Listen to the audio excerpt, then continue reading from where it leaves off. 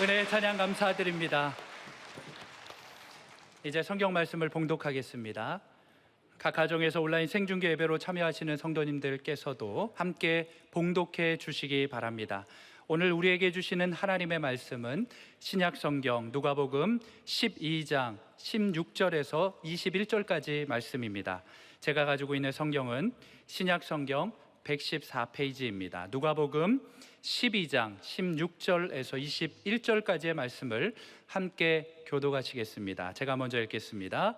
또 비유로 그들에게 말하여 이르시되 한 부자가 그 밭에 소출이 풍성함에 심중에 생각하여 이르되 내가 곡식 쌓아둘 곳이 없으니 어찌할까 하고 또 이르되 내가 이렇게 하리라 내 곡간을 헐고 더 크게 짓고 내 모든 곡식과 물건을 거기 쌓아두리라.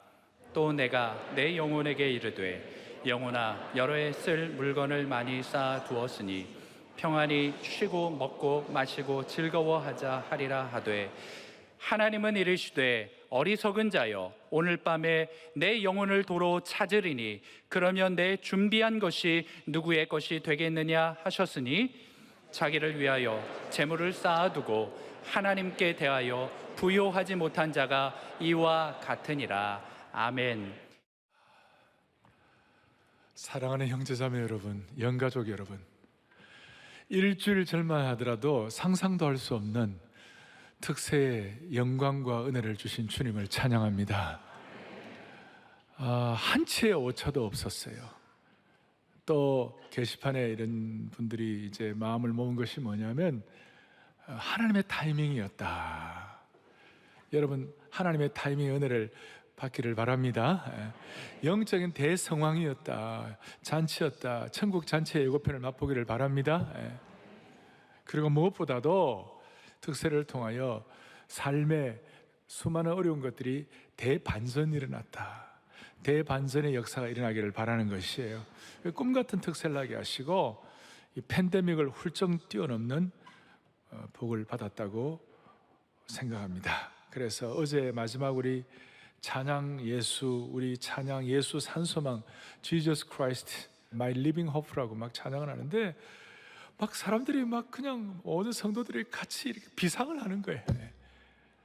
알 사람은 알도다. 막 비상을 하는 거예요. 다시 한번 여러분 인생, 자녀들, 여러분 생애, 그 다음 우리 교회, 이민족이 비상하기를 바랍니다. 비상하기를 바라고, 자, 오늘은 특세 후의 첫 추수감사 주일인데요. 자, 이 모습도 강단에 우리 찬양대가 올라와 있고 이렇게 이 모습도 2주일 전만 하더라도 상상도 못하는 거예요. 자, 그렇다면 우리의 생에도 하나님 상상할 수 없는 은혜의 반전이 일어나게 해 주십시오. 사람이 예수님을 믿고 구원받고 난 다음에 제일 먼저 나타나는 현상 중에 하나가 지난 주일날 바울이 예수 믿고 제일 먼저 거꾸로 졌다가 바울이 예수님 믿고 제일 먼저 한 게 뭐라고 그랬죠? 기도 중에 기억나십니까? 그것도 제일 먼저 한 것이 기도였어요. 기도. 그런데 하나님께 영광 돌리고 정말 말씀의 영광, 찬양의 영광, 기도의 영광, 이 하나님의 영광을 체험한 사람들은 제일 먼저 하는 게 뭘까요? 요한계시록 11장 16절 17절에 보면 24장로가, 천국의 우리 대표적인 24장로가 어린 양 되시는 예수님께 엎드려서 하나님 앞에 얼굴을 땅에 대고 하나님께 경배하여 이르되 뭐하옵나니? 감사하옵나니. 그러니까 24장로가 하나님께 영광 돌리고 난 다음 입술에서 떨어지는 첫 음성이 뭐냐? 감사합니다. 감사합니다. 자, 변화받고 깨어지고 난 다음에는 기도가 제일 먼저 나가고, 그 다음에 변화된 하나님의 백성들이 하나님께 영광 돌리고 난 다음에 납작 엎드려서 그 입술에서 떨어지는 첫 말이 뭐냐? 첫 단어가 뭐냐? 감사합니다. 오늘 이 감사가 여러분들의 막힌 삶의 모든 것들을 뻥 뚫어주시길 바라는 것이. 그리고 이 감사를 하게 되면요, 어떤 일이 벌어지느냐면 시각이 바뀌어요. 감사를 하게 되면 뭐가 바뀐다고요? 시각이 바뀌는 거예요. 새로운 시각이 열리는 거예요. 그래서 오늘 하나님께 경배하고 예배하고 하나님께 찬양 드리고 하나님께 삶을 드리는 자가 하는 첫 번째 입술에서 떨어지는 단어가 감사라면, 그 감사를 통하여 시각이 어떻게 바뀌어야 될지 오늘 본문의 말씀을 가지고 여러분들과 함께 제가 비유 시리즈 오늘 5번째 말씀을 드리는 거예요. 오늘 내용은 어리석은 부자, 비유로 말씀하시되 어리석은 부자에 대한 비유를 말씀하셨는데, 대체적으로 우리는 잘 알고 있어요. 그리고 처음에는 이 어리석은 부자가 뭘 잘못했는지 우리가 잘 이해를 못해요. 자, 오늘 배경은 이겁니다. 16절에 이렇게 나와 있습니다. 또 비유로 그들에게 이르시되 한 부자가 그 밭에 소출이 어떻겠습니까? 풍성했다. 당시는 농경사회였어요. 농경사회의 특징은 뭐냐면 땅을 기경하고 땅을 파고 난 다음에 농산물의 소출이 얼마나 되느냐를 가지고 그의 부의 척도가 가늠이 됐어요. 그래서 엄청 많이 이렇게 소출이 너무 많아가지고 자기가 생각보다 더 많으니까 창고가 막 모자랐어요. 요즘 말로 하면 투자하는 것마다 잘 되는 거예요. 요즘 말로 하면 그냥 뭐 증권 투자하면 증권 투자한 대로, 부동산 투자하면 부동산 투자한 대로 뭐 다 잘 나가는 거예요. 요즘 말로 하면 해마다 황금알을 낳는 부를 경험하는 거예요. 그래서 이제 17절에 보니까 이 부자가 심중에 생각하여 이르되 내가 곡식 쌓아둘 곳이 없으니 어찌할까? 이 많은 부를 어떻게 할까? 18절에 내가 곳간을 헐고 더 크게 짓고 내 모든 곡식과 물건을 거기 쌓아두리라. 다시요. 내가 돈을 너무 많이 벌었구나. 너무 내가 부자가 됐구나. 이제 안심할 정도로 큰 부자가 되었구나. 드디어 19절에 내가 내 영혼에게, 부자가 자기에게 이르되 내 영혼아 여러 해 쓸 물건을 많이 쌓아두었으니 평안히 쉬고 먹고 마시고 즐거워하자. 이제 뭐 은퇴해도 되겠다. 잘 벌었으니까. 그런데 겉으로 보면 완벽해 보였지만 20절에 하나님께서, 창조주 하나님께서 그의 숨은 내면의 생각을 아시고, 우리는 아까 감사하면 생각이 새로운 시각이 된다고 그러는데 이 사람은 자기 시각을 계속 유지를 하는데 그 생각의 숨은 생각을 아시고 뭐라고 말씀하시냐? 어리석은 자여 오늘 밤에 내 영혼을 도로 찾으리니 그러면 너가 준비한 것이 누구의 것이 되겠느냐?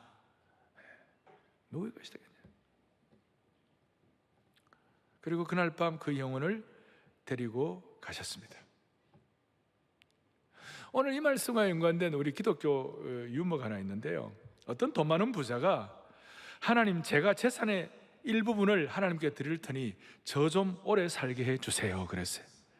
그래서 하나님이 너 재산 반을 바치면 내가 1000년을 살게 해주겠다. 1000년. 그래서 이 부자가 사람들에게 자기는 이제 하나님이 자기의 1000년 살게 해줬다고, 살게 해줄 거라고 막 자랑을 했어요. 자랑을 한 다음 그 다음 날 이 부자가 심장마비로 죽어버렸어요. 그걸 본 부자의 아들이 도무지 이해가 안 돼가지고 하나님 어떻게 그렇게 하나님이 거짓말할 수 있습니까? 1000년 살게 해준다고 해놓고 하루 만에 불러가시다니 그런 게 어디 있습니까? 그러니까 하나님께서 이놈아 너는 성경을 못 봤느냐? 성경에 죽게는 1000년이 하루 같고 하루가 1000년 같다. 1000년이 하루 같고 하루가 1000년 같다.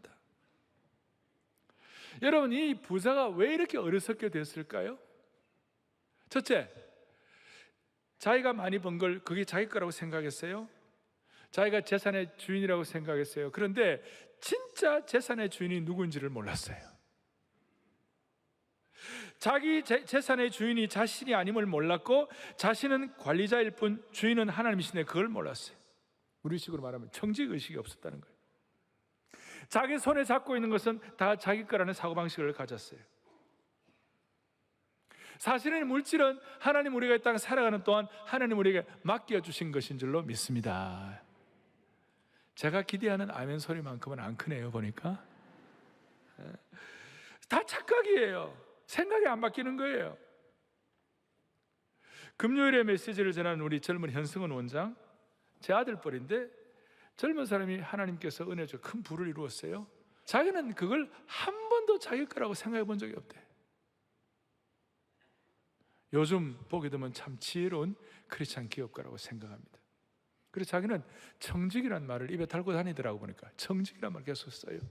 근데 대부분 자수성가한 분들은 이 청직이라는 말 얘기하면 안 좋아해요. 내가 어떻게 땀을 흘려서 어떻게 고생해가지고 내가 그걸 일구었는데 그런 생각이 많아요. 여기에 대해서 성경은 분명하게 말씀합니다. 역대상 29장 11절 12절에 천지에 있는 것이 다 주의 것이로소이다. 그 다음 부와 귀가 주께로 말미암고, 부한 것과 귀한 것이 다 주님께로부터 옵니다. 그 뜻이에요. 이 말씀은 이 세상에서 가장 부자였던 다윗이 한 말이에요. 다윗이 얼마나 부자였는가? 당시 예루살렘 거리는 은이 돌처럼 흔할 정도였어요. 그러니 그 부자인 다윗이 이렇게 한 말이니까 믿어도 됩니다. 믿어도 돼요. 이거 믿어서 손해본 사람은 인류 역사상 한 명도 없어요. 이걸 모르니까 문제가 되는 거예요. 다시 한번, 부와 귀가 누구에로 말미암습니까? 주님께로 말미암고. 본문의 부자는 이걸 몰랐어요? 재산의 주인이 자신이 아님을 몰랐어요? 진짜 주인이 있는 걸 몰랐어요? 자신이 쌓아놓은 재물이 자신의 생명을 연장하거나 보장하지 못할 것도 몰랐어요? 이게 첫 번째 잘못이에요. 진짜 주인이 누군지 몰랐다. 두 번째로는 재물을 쌓고 즐기는 데만 사용했지 더 중요한 것에 사용하는 법을 몰랐어요. 제대로 된 재산 쓰는 씀씀이를 몰랐어요. 더 중요하게 사용해야 한다는 가치도 몰랐어요. 하나님이 주신 재물을 선한 의도로 더 귀하게 사용하는 방법을 모르고 그저 재물은 내가 즐길 수 있는 내가 내 자기애로 충만했어요. 그래서 오늘 본문에 보면 원어에는 나의라는 단어가 4번 나오고 나는이라는 단어가 8번이에요. 그저 나는이라는 내가라는 말이 12번을 반복해서 나오는 거예요. 자신에게만 관심이 있었어요. 내 창고에다가 내 이기심의 자아만 충만히 채워놓은 거예요. 나. 그래서 더 중요한데 뭘 어떻게 써야 될지를 몰랐어요. 진짜 주인 모르고, 더 중요한 사용처 모르고, 세 번째 뭘 몰랐는가? 자기가 하나님 앞에 설 때에 빈털터리로 죽을지를 몰랐어요. 땅에 있는 곳간에는 잔뜩 쌓아두었지만 막상 죽어보니까 빈손이었어요. 정말 몰랐어요. 여러분, 이런 말을 아시는지 모르겠습니다. 죽음의 영구차 뒤에 현금 수송 차량이 따라가지 않는다. 아주 재밌는 얘기예요. 또 재밌는 얘기 있어요. 죽은 사람이 얼마나 재산을 남겼습니까? 이 질문은 사실 쓸데없는 질문인지 몰라요. 이건 답이 항상 죽은 사람이 재산을 얼마나 남기겠는가? 이 답은 항상 전부 남겨요. 전부 남겨요. 전부. 모든 사람은 전부 다 남겨놓고 죽습니다. 이걸 아는 것 같은데 사람들이 잘 몰라요. 수많은 장례식장에 왔다 갔다 하면서도 사람들은 자기가 죽을 것은 생각 안 해요. 똑같은 원리예요. 다 남겨요. 다 남겨요. 부자가 번 것 그 자체는 나쁜 거 아니에요? 부자가 열심히 일한 것도 나쁜 거 아니에요? 땅을 열심히 기경해서 큰 수확을 얻은 것도 잘못이 아니에요? 그런데 문제가 뭐냐? 어리석은 것이 문제예요. 다시요. 모든 사람은 전부 남기고 갑니다. 전부.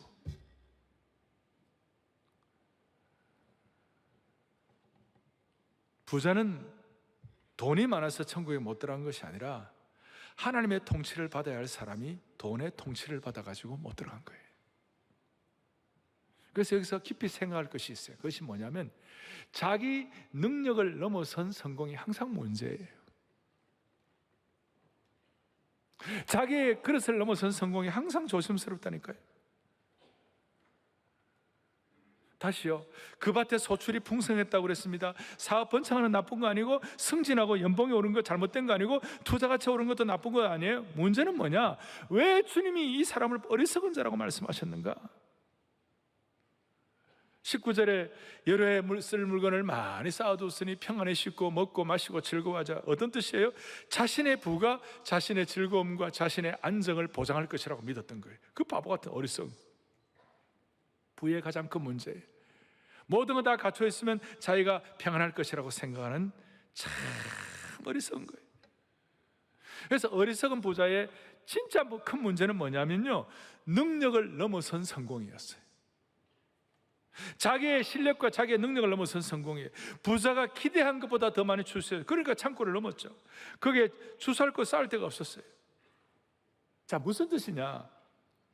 우리 입장에서는 우리가 쓸 수 있는 것보다 돈이 더 많고, 우리가 먹을 수 있는 것보다 음식이 더 많고, 우리가 입을 수 있는 옷보다 옷이 더 많고, 우리가 운전할 수 있는 것보다 자동차가 더 많고, 갈 수 있는 것보다 집이 더 많고, 잘 수 있는 침대보다 침대가 더 많고, 셀 수 있는 것보다 소가 더 많아질 때, 이때 문제가 되는 것이죠. 하나님께서는 부자가 열심히 일해서 성공했다고 벌하신 것이 아니에요.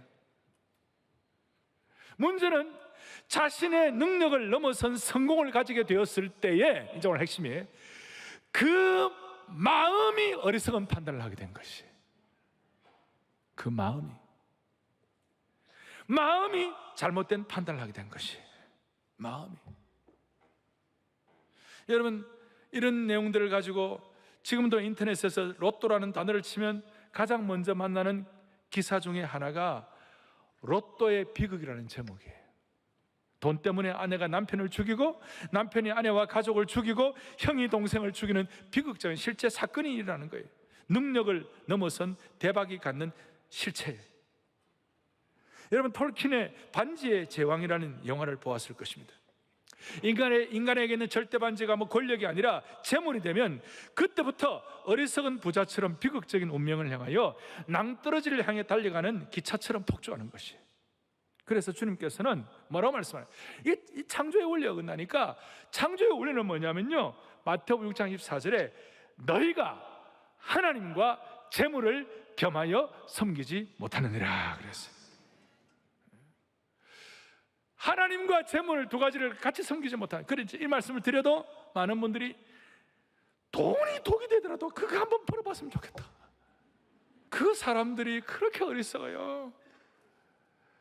그래서 우리가 어리석은 자 되지 아니하고 우리의 마음이 어리석은 판단을 하지 않기 위하여 어떻게 해야 되는가? 우리가 오늘 주제의 핵심이 하나님께 대한 참된 부유함을 주시기를 바라는 것이에요.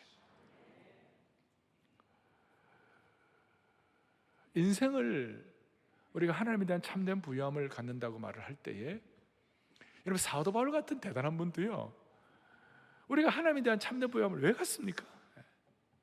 이 땅에 있는 삶이 전부 다라면 우리가 이럴 필요가 없어요. 영원한 세계가 있다, 부활의 능력을 안다, 이거 모르는 사람은요, 이 땅 이런 설교 무슨 말인지 잘 못 알아들어요. 그러나 우리는 죽음 이후에 영원한 세계가 있다고 믿습니다. 우리는 부활의 능력을 믿는 것이에요. 확신하고 이 자리에서 예배를 드리는 거예요. 이렇게 예수님 모르는 사람은 마스크 끼고 이와 같이 하나님 주신 본당에서 이렇게 최선을 다하여 마음과 뜻과 정성을 다하 예배드리는 우리들의 모습을 이해를 못해요. 근데 우리는 알아요. 왜 이게 우리는 귀한 거예요? 죽음 이후에 영원한 세계를 우리는 믿습니다. 이거예요. 이 땅의 삶이 전부가 아니라는 것을 우리가 확신하는 것이에요. 어떻게 이 땅의 삶이 전부일 수가 있는 거예요? 사람은 영적인 존재인데, 죽는 것은 육신이 죽을 뿐이고 우리의 영은 영원히 사는 거예요. 그러니 바울 같은 사람들도 고전 15장 32절에 뭐라고 얘기하나? 이런 얘기를 해요. 내가 사람의 방법으로 에베소에서 맹수와 더불어 싸웠다면 내게 무슨 유익이 있겠냐고. 그 다음에 죽은 자가 다시 살아나지 못한다면 내일 죽을 터이니 먹고 마시자 하리라. 만약에 우리에게 죽음 이후에 부활이 없다면 오늘 우리는 캐세라세라하고 그냥 오늘 하루 불나방처럼 살다가 즐기다가 그냥 저 남태평양 거기 가서 기타 치면서 노는 거예요. 문제는 영원한 세계의 하나님을 모르고 축적한 부와 재물을 하나님보다 더 소중하게 여겨가지고 그것이 재앙이 되는 인생이 되면 안 된다는 것이죠. 부자는 내세를 고려하지 않았어요. 그 해결 방법이 뭐냐? 21절, 자기를 위하여 재물을 쌓고 하나님께 대하여 부여하지 못한 자가 이와 같으니라. 다른 말로 하면 사랑하는 성도들이여, 우리 온 성도들은 누가가 우리에게, 의사 누가가 우리에게 하고 싶은 말은 이거예요. 사랑하는 사랑의 교회 성도들 여러분들이요, 주 안에서 영가족 여러분들이요, 우리 모두는 하나님께 대한 부유한 자가 되기를 바랍니다. 하나님께 대한 부유한 자, 하나님께 대해서 부유한 자가 된다는 것은 어떤 뜻이에요? 이게 상당히 참 고상한 뜻인데, 하나님께 대한 부유함의 반대말을 생각하면 이해가 쉬워요. 반대말은 뭐냐면 하나님을 위해서가 아니라 자신을 위해 이 땅에 재물을 쌓는 것이 그 사람도 하나님께 대해서 가난한 자예요. 그러면 자신을 위하여 재물을 쌓는 것이 왜 문제가 됩니까? 그 이유는 창조주 하나님께서 본래 우리를 지으신 하나님의 의도와 반대되는 행동을 하기 때문에. 하나님을 의뢰하는 피조물 우리를 지으셨는데 자신을 의뢰하게 되니까, 하나님보다 자기가 쌓은 부를 더 의지하게 되니까 그때부터 이제 막 삐뚤어지게, 막 문제가 생겨. 겉으로는 멀쩡한데 속으로는 막 속 사람이 만진 헤매기 시작하는 거예요. 그게 막 깨어지고 난리가 나는 거예요. 여러분 한번 생각해요. 요즘 여러분 왜 짜증 나십니까? 어떤 분들은 화가 나고 불안하고 불만이 가득한 분이 있을 거예요. 가만히 생각해 보세요. 이게 좀 수준 있는 얘기인데요, 사람들이 지금 짜증나고 화나고 불안하고 불만이 가득한 이유가 뭐냐면요, 내가 의지하는 것이 나를 보호하지 못한다 그랬을 때 짜증나는 거예요. 봐요, 다 못 알아들어가지고 지금 무슨 말이에요? 내가 지금 의지하는 남편이 나를 보호하지 못한다 그래서 짜증나는 거예요. 내가 신뢰하는 아내가 나를 보호하지 못한다 그래서 힘들고, 그게 자녀든 은행 계좌든 학위이든 그것이 자신을 보호하지 못할 때 사람들은 짜증을 내는 거예요. 그러니까 본문의 부자는 요즘 말로 하면 은행 계좌의 돈이 그것이 자기를 보호한다고 생각했어요. 그런데 하나님께서 이 어리석은 자야, 이 어리석은 자야. 창조의 질서가 두 주인을 섬길 수가 없고 하나님을 하나님 되게 하는, 그러니까 돈이 나를 통제하는 것이 아니라 하나님 나를 통제하는 거, 그거 모르면 결국은 아무리 불을 쌓아도 마지막은 빈 껍데기가 되고 구름 잡게 되는 것이에요. 여러분, 진짜 돈이 많고 재물이 남는 창고를 짓는 사람들, 그리고 진짜 권력이 세가지고 권력이 남는 창고를 짓는 분들, 그 다음에 진짜 지식 대통령, 지식이 많아가지고 지식이 남는 창고를 짓는 사람들, 그 근처에 가보세요. 아무도 없어요. 혼자예요. 고독해요. 진짜 마음을 통할 사람이 아무도 없어요. 그 창조 질서가 그래요. 자기의 재물과 자기의 권력과 자기의 지식을 거기에다가 하나님보다 더 우선순위 두는 그 순간, 그 사람은 이 우주 속의 외톨이가 되는 것이에요. 목사님 그렇든 말든 난 한번 올라가면 좋겠습니다. 여러분, 그게 재앙이에요, 재앙. 하나님을 의뢰하는 것이 창조 질서인데, 자기의 지식과 권력과 부를 의뢰하게 되면 반드시 빈 껍데기가 남는 거예요. 여러분, 저는 40년 이상 목회를 하면서 제 주위에 어떤 분들은 진짜 돈이 있을 만큼 있는 분도 만나봤어요. 권력이 대단한 분도 만나봤어요. 지식이 대단한 사람도 여러 번 만나봤는데, 제가 한 번씩 좀 이렇게 통할 때는 진짜 당신하고 가까운 사람이 있냐면 아무도 없어요. 우리는 죽음 위에 무엇이 있는 것을 아는 사람들입니다. 맞습니까? 그리고 우리는 두 주인을 섬기지 않는 사람들이 되어야 할 것입니다. 맞습니까? 그래가 주님을, 우리의 마음을 가지고 의뢰를 하면 하나님 우리에게 영적으로 가까운 사람도 주시고 짜증나지 않는 인생을 만들어 주시는 것입니다. 그러면 좀 더 구체적으로 하나님께 대한 부여함이 뭔가, 제가 일반적으로 말씀을 드렸고, 구체적으로 뭐냐면 내 마음이 하나님께로 향하는 것입니다. 여러분, 특세가 좋은 것은 특세에 나오면 적어도 내 마음이 하나님을 더 의지하게 되는 것입니다. 한 번 더요. 하나님께 대한 부유함은 마음이 하나님께로 향하는 것이다. 조금 더 깊이 들어가면 하나님께 대한 부유함은 세상에서 우리가 큰 부를 이루었을 때 그 부를 사용해 가지고 하나님을 어떻게 귀하게 여기는지를 보이는 것이, 보여드리는 것이, 우리가 가진 부가 하나님을 더 의지하는 것으로 표현되어야 되고, 우리가 가진 부가 하나님을 더 의지하는 증거가 되어야 되는 것이에요. 하나님에 대한 부유. 오늘 이 귀한 추수감사 주일날 저와 여러분이 하나님 앞에서 진실로, 성숙한 자가, 하나님 예배하는 자가 제일 먼저 첫 번째 입에 떨어지는 단어가 감사라면, 오늘 우리의 마음이 어디에 있는지를 점검하고 우리의 마음이 하나님께로 향하여 있는 하나님께 대한 부유한 자가 되기를 바라는 것입니다. 우리 온 성도들 한번 하나님께 대하여 부유하시기를 바랍니다. 하나님께 대하여 부유하기를 소망합니다. 그래서 우리 앞뒤 좌우 옆에 하나님께 대해 부유하십시다 한번 격려합시다. 하나님께 대하여 부유하십시다. 하나님께 대하여 부유하십시다. 하나님께 부유하십시다. 하나님께 대하여 부유하기 위하여 실천할 것이 있어요. 그것이 뭐냐? 첫째, 하나님께 받은 은혜가 얼마나 큰지 처절하게 느껴야 돼요. 절실하게 느껴야 돼요. 지금이 내 인생의 끝이 아니게 하시고, 예수 믿는 것만도 귀한데, 감사한데, 우리에게 사명 주시고 죽어도 가야 할 하나님 나라에 대한 사명을 가지고 달려갈 수 있는 게 얼마나 감사한지, 처절한 은혜가, 그 은혜에 대한 감사가 있어야 되는 것이에요. 그리고 이 은혜를 받으면 모든 것을 당연시하지 아니하고 그저 모든 것이 하나님 은혜예요. 그래 될 때 부유하게 되는 거예요. 복음성가 가사대로 어찌하여라는 복음성가 아시죠? 어찌하여야 그 크신 은혜 갚으리. 무슨 말로서 그 사랑 다 보답하리요. 하늘의 천군과 천사라도 나의 마음을 다 모를 거야. 여러분, 그렇게 말할 수 있어요. 어제 특세 마치고 정말 주님 앞에 감사하고 저는 뒤에 무릎 꿇고 기도하는데, 진짜 하늘의 천군과 천사라도 내 마음 다 모르리. 야, 그러니까 우리가 천사도 흠모하는 하나님의 사람으로 역사하는 것이에요. 놀라워. 그 다음에 뭐라고 되어 있어요? 바치리라 모두 나의 일생을 주님께. 그 다음에 또 세상의 영광 명예도 갈보리로 돌려보내리. 이게 하나님의 크신 은혜. 어찌하여 주의 크신 은혜를 받겠습니까? 그래서 이렇게 될 때 자연스럽게 하나님 앞에 내 시간도 기쁨으로 바치고, 내 재물도 기뻐하면서 바치고, 내 소산물의 처음 열매도 기쁨으로 하나님 앞에 올려드리고. 그래서 헌금은요, 하나님께 빼앗기는 게 아니에요. 헌금은 하나님 나라의 기쁨으로 축적하는 거예요. 우리 영원한 세계가 있다는 걸 믿기 때문에. 그래서 우리는 기쁘고 신나게 헌금하는 것이 사실은. 이 땅에서 통용되는 화폐와 천국 통용 화폐는 다른 것이에요.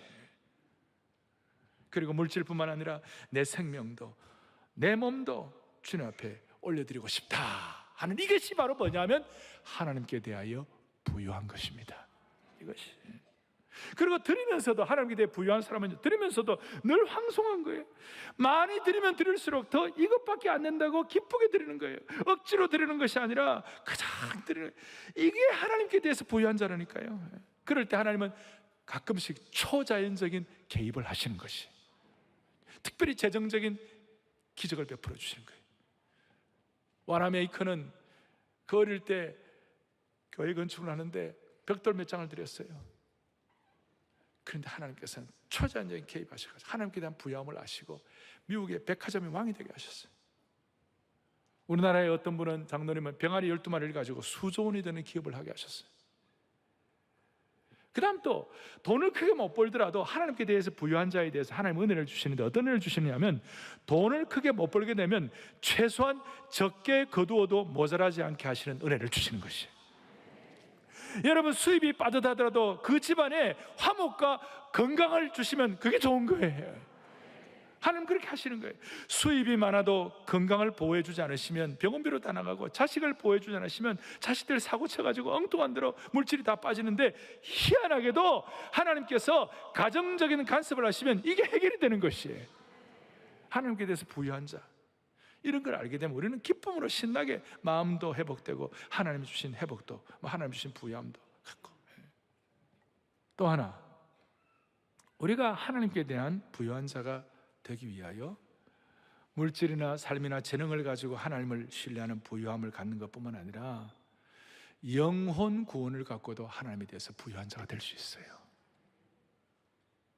우리가 지금 다음 주부터 새생명 축제를 앞에 놓고 있는데, 이번 새생명 축제는 좀 독특합니다. 특세의에 받은 은혜를 주님 앞에 어떻게 보답할까? 아까 내가 어떻게 주님을 보답할까? 이게 하나님께 대한 부유한 자의 마음이라고 그랬는데요, 우리가 냉정히 따져보면 우리 교회는 지난 한 39년간 이 새생명 축제를 하면서 55만 명의 전도 대상자를 우리가 기도했어요. 그 중에 10만 5천 명 정도가 태신자로 왔어요. 10만 5천 명 가운데 5만 5천 명 정도의 성도들이 결신을 했어요. 놀라운 거 아닙니까? 감사한 거 아닙니까? 그런데 더 중요한 것은 그 새생명 축제가 무슨 일이 벌어졌냐면, 우리 각자 그 영혼들을 주님 앞에 모시고 오는 사람들의 영혼을 하나님께 대하여 부유한 자로 만들어 주셨어요. 그러니까 단순히 새생명 축제에 한 영혼을 모시고 오는 정도의 그 축복이 아니고, 그걸 감당할 만한 고상한 삶의 품격과 삶의 수준을 주님이 높여주시는 것이에요. 한 걸음 더 나아갔고, 새생명 축제는 돈과 물질로 어리석어진 이 사회를 바로잡고 치유하는 사역이에요.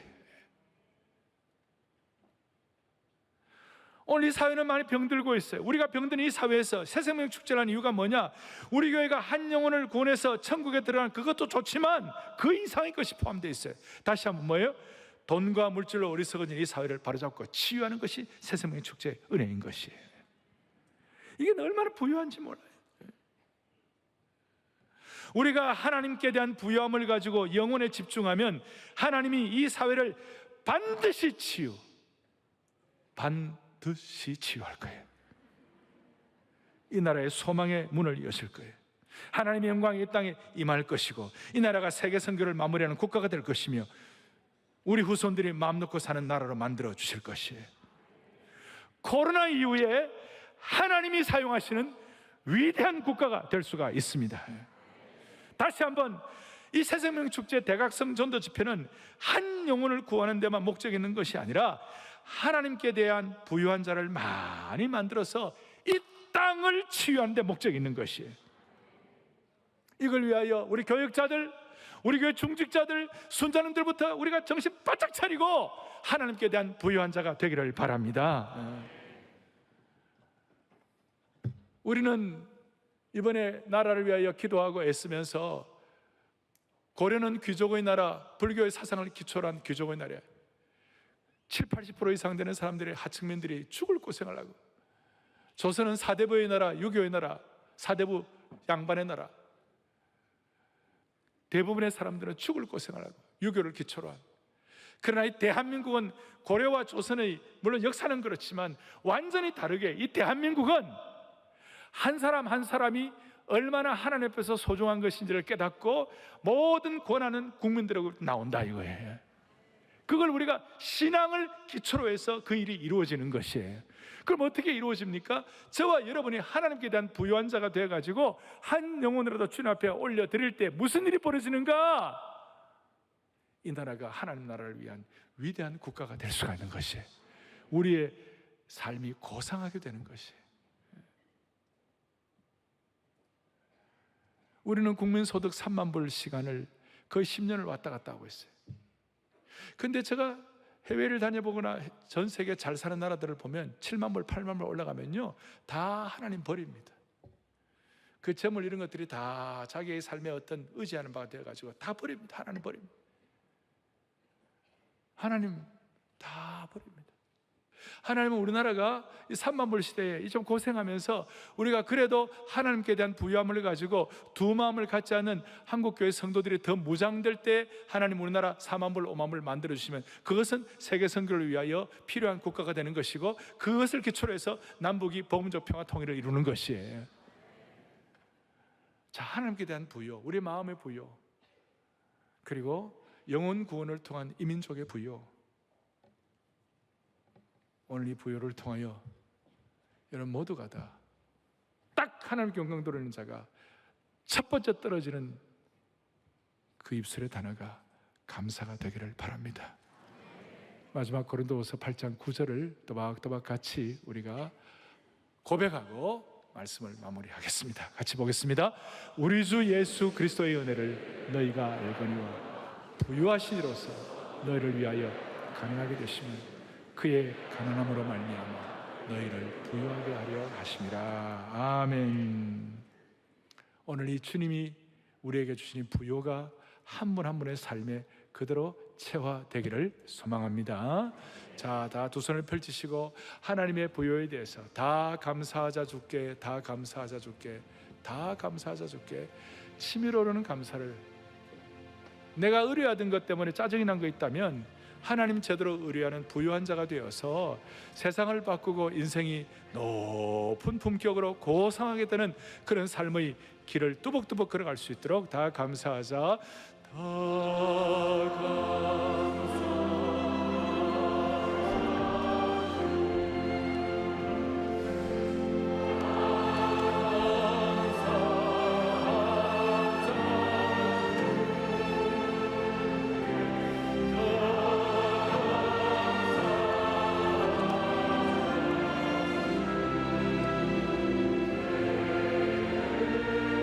모든 감사를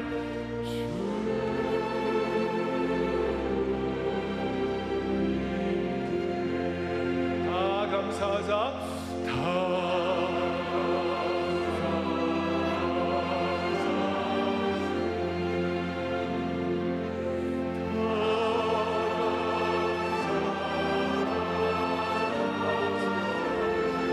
우리의 모든 감사를 받으소서.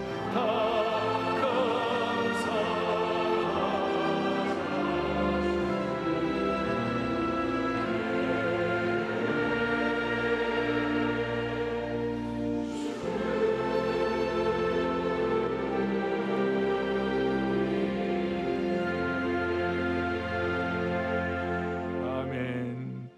여러분 손을 가슴에 한번 쫙 대보십시오. 우리의 마음의 진정한 표현입니다. 어떻게 보면 이 시간을 통하여 우리는 한 차원 우리의 삶의 품격이 올라갈 수 있는 것입니다. 우리를 위하여 가난하게 되셔서 우리를 부유케 해주시는 자비로우신 하나님 아버지, 코로나 팬데믹의 긴 터널 속에서 우리 온 성도들을, 이스라엘 백성들을 고센 땅에서 지켜주셨듯이 지키시고 보호하시고 인도하심을 찬양합니다. 오늘 이걸 돌아보면서 주님 주신 은혜가 얼마나 큰지 가슴에 손을 대고, 우리 모두 어찌하여 주의 크신을 갚을 수 있겠어요? 어찌하여 주님 무슨 말로서 그 크신 사랑을 갚을 수가 있겠습니까? 라고 고백하는 저희들 되게 하여 주시옵소서. 우리 모두 이제 우리 하나님께 마음이 부유한 자가 되게 하여 주셔서 우리의 마음이 주님께만 집중될 수 있도록 도와주시기를 소원합니다. 이를 위하여 물질 사용의 청지기가 되게 하시고 영혼 구원의 청지기가 되게 하여 주셔서 이 민족까지 변화시킬 수 있도록 도와주옵소서. 혹 우리 가운데 환경적으로 감사가 너무 힘든 분들이 계시면 길을 열어주셔서 가정의 축복을 주시고 자녀들을 복 주시고 하늘의 위로와 능력으로 채워주시기를 원합니다. 우리 온 성도들, 사랑의 교회와 한국교회, 오만여 한국교회가 있음으로 말미암아 이 민족의 장래가 있다는 것을 다시 한 마음속에 믿음으로 고백하옵고, 우리를 불 가운데서 물 가운데서 지키시는 존귀하신 예수 그리스도 이름 받들어 간절히 기도 올리옵나이다. 아멘.